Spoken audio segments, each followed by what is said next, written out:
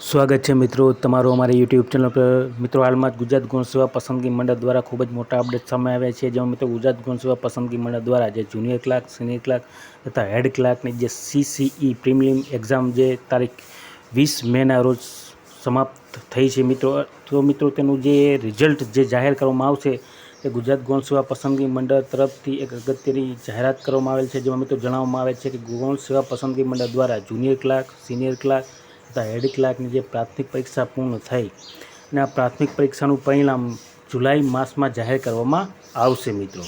તથા પસંદગી મંડળની 21 કેડરની 5554 જેટલી જગ્યા માટે પ્રાથમિક પરીક્ષા પૂર્ણ થતાં ઉમેદવારે હાશકારો અનુભવ્યો હતો। અને મિત્રો આ ભરતીમાં 5.19 લાખ ઉમેદવારોમાંથી 3.40 લાખ ઉમેદવારોએ પ્રાથમિક પરીક્ષા આપી હતી। જેમાં મિત્રો વધુ જોઈએ તો મિત્રો 5554 જગ્યા માટે જાન્યુઆરી 2024માં ઓનલાઈન અરજી મંગાવવામાં આવી હતી। જેમાં 19 દિવસમાં 71 શિફ્ટમાં પ્રાથમિક પરીક્ષા લેવાઈ છે। ઉલ્લેખનીય છે કે ઉમેદવારોએ પરીક્ષા આપી છે તેમને ફી રિફંડની કામગીરી શરૂ થઈ ગઈ છે મિત્રો। તો મિત્રો રિફંડની કામગીરી પણ શરૂ થઈ ગઈ છે અને ટૂંક સમયમાં તમારા ખાતામાં જમા થઈ જશે જે ફી ભરેલ છે તે।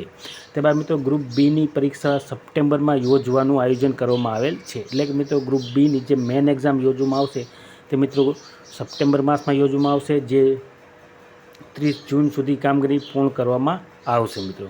ગ્રુપ બી અને ગ્રુપ એનો સિલેબસ વેબસાઇટ ઉપર મૂકવામાં આવેલ છે, તેમજ મેરિટ બનાવી પરિણામની જાહેરાત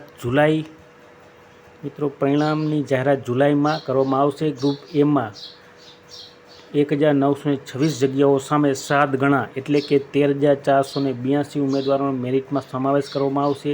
જ્યારે ગ્રુપ બીમાં 3,628 જગ્યા સામે 25,396થી વધુ ઉમેદવારોનો મેરિટમાં સમાવેશ કરવામાં આવશે મેન એક્ઝામ માટે મિત્રો। તો આ પ્રમાણે મિત્રો ગુજરાત ગૌણ સેવા પસંદગી મંડળ દ્વારા જે CCEની જે પ્રિલિમિનરી એક્ઝામ લેવામાં આવેલી છે તેના પરિણામ વિશે અગત્યની જાહેરાત કરવામાં આવેલ છે। તો સર્વ ઉમેદવારો નોંધ લેવા વિનંતી। અને વિડીયો ગમ્યો હોય તો લાઇક, શેર અને સબસ્ક્રાઈબ કરવાનું ભૂલતા નહીં। જય હિન્દ।